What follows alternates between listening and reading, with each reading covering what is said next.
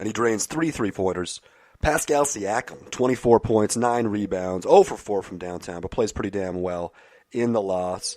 That's all good and dandy. Marc Gasol gives you 13 points. That's all good and dandy. Danny Green hits some threes. That's cool.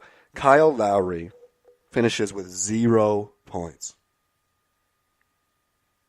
0 points. In 34 minutes. 0 for 7 shooting. 0 for 6 from three-point range. He does give you 7 rebounds and 8 assists, but a 0-point night for Kyle Lowry in the playoffs after already being Kyle Lowry, who has been terrible in the playoffs. I can't imagine much of a worse start for Kyle Lowry and the Toronto Raptors. That's probably the worst thing, other than an injury. That's the last thing they wanted to see happen in Game 1 of this year's playoffs against a team that they were supposed to sweep. I mean, they were favored for a sweep in this series. Not a good look. They lose by 3 at home. Big ups to the Orlando Magic in that one.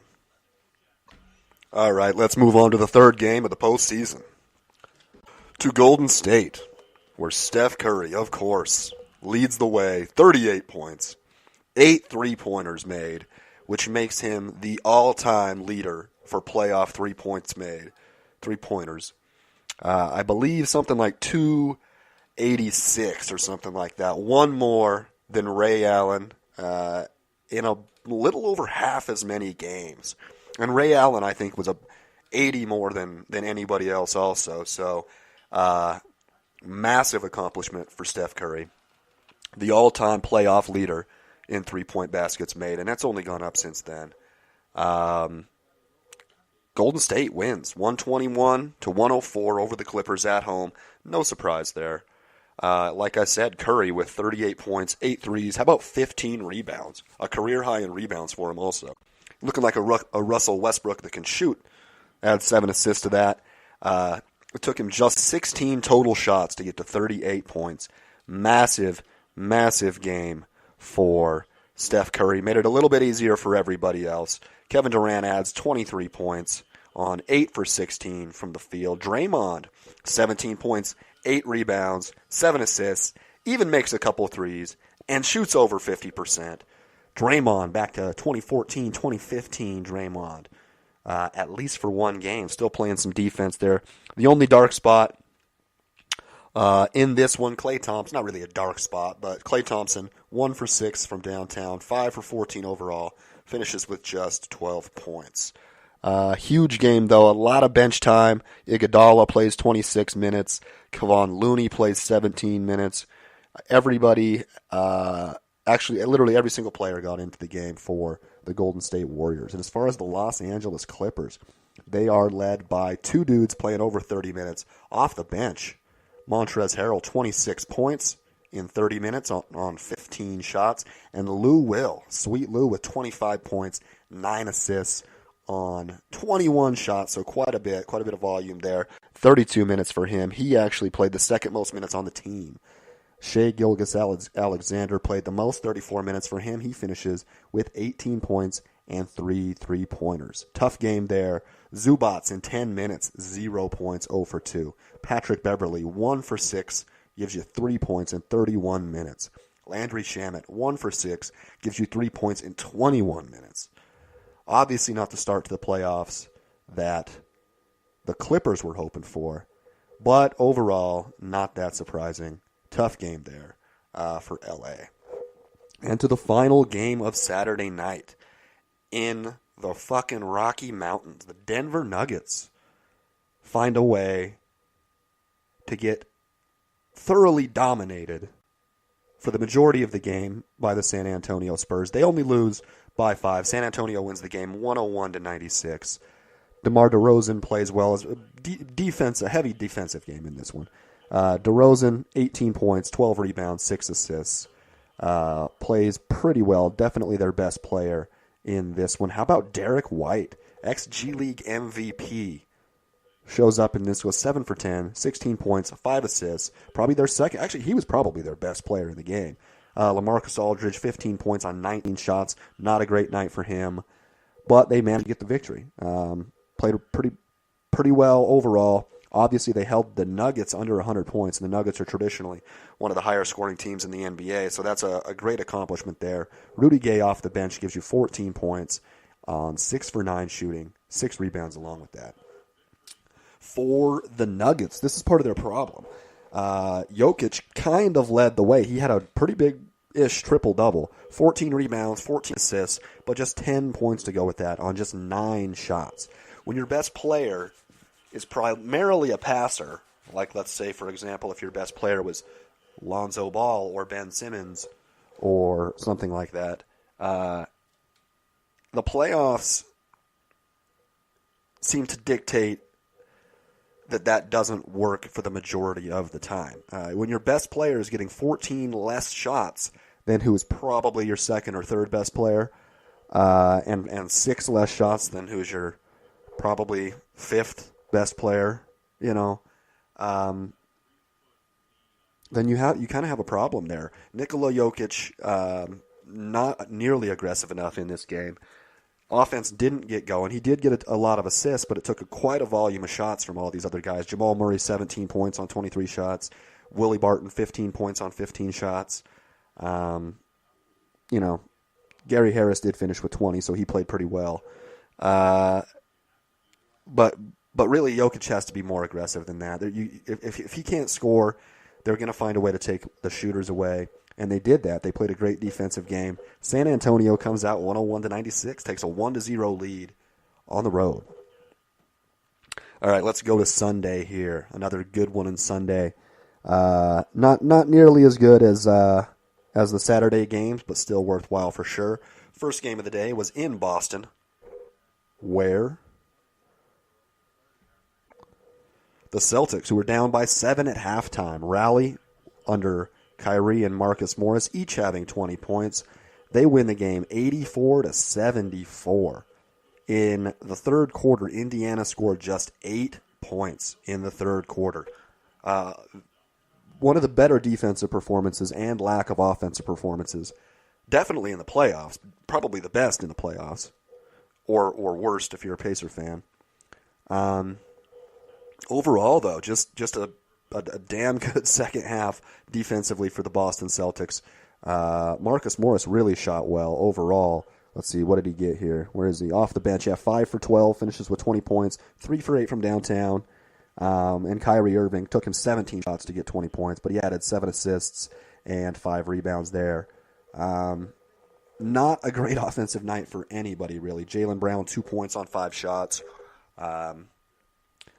Tatum, 15 points on 11 shots. Did make all 3 of his threes, though. Horford, 10 on 10. Not much to talk about there. Gordon Hayward, 10 on 12 shots. So not the best offensive game, but overall it ended up working. A lot of grit there. And they come back in the second half, mainly the third quarter, to get that win by 10 points. As far as the Indiana Pacers are concerned, again, you can imagine if you score 74 points in a game, that nobody really played that well. They had 2 guys in double figures. Corey Joseph comes off the bench and gives you 14 points on 9 shots, 2 for 4 from downtown. That's not bad.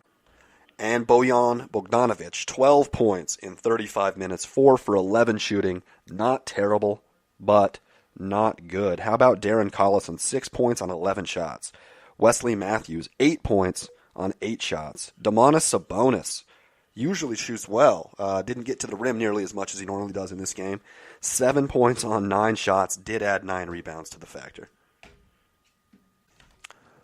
Miles Turner, 5 points on 6 shots and just 8 rebounds. When you add all this shit together, basically you're looking at a pretty embarrassing game 1 loss. At least it was on the road, and at least it wasn't an upset, maybe the way that the Denver game played out. But yeah, a terrible, terrible performance there in game 1. The Celtics take the lead 1-0. And we move to Portland. This was a damn good game where we got to see a feisty-ass Russell Westbrook, Damian Lillard feud continue and maybe even excel into the playoffs. It's been awesome. This has been the best matchup in the playoffs. maybe not scoring-wise, but at least the Russell Westbrook versus Damian Lillard matchup has been the most exciting, most entertaining thing that's going on in the NBA playoffs right now. Fantastic to watch in this one.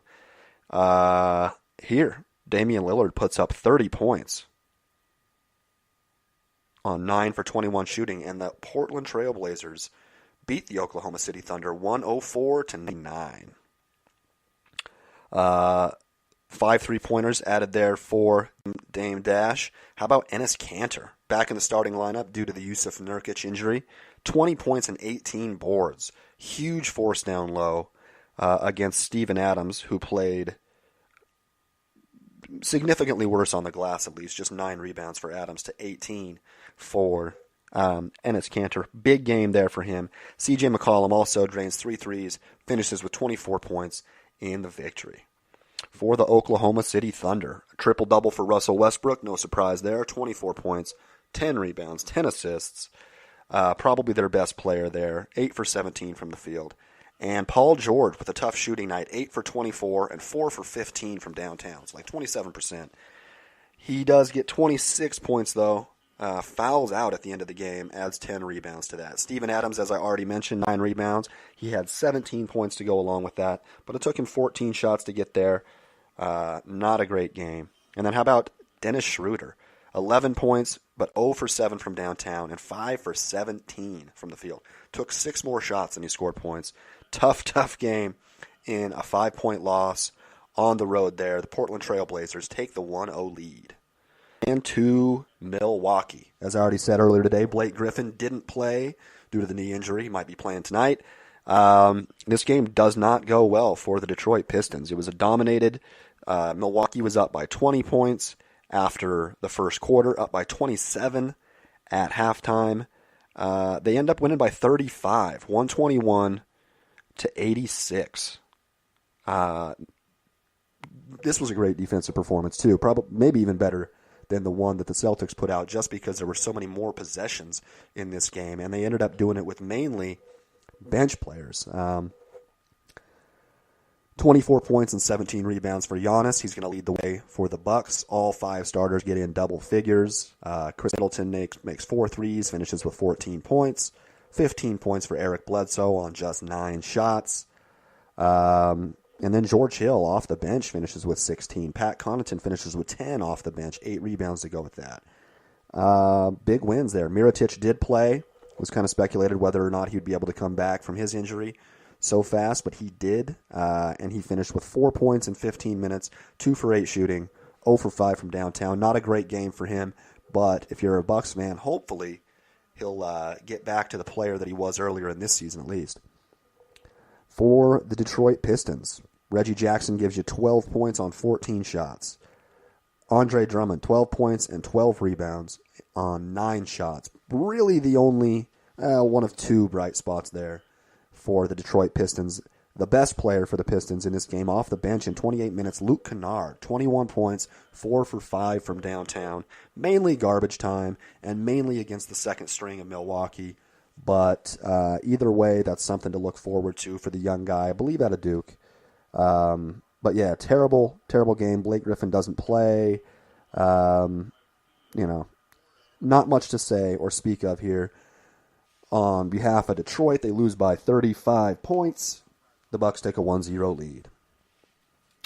All right, another one that should be good or should have been good. This one wasn't. James Harden has 29 points and 10 assists. The Houston Rockets beat the Utah Jazz 122-90. Harden adds 8 rebounds to that, makes 4 of 10 from downtown. Not his best shooting performance, 11 for 26. Definitely a high volume for 29 points, but more than able to get the job done. Houston actually plays much better defense than Utah in this game.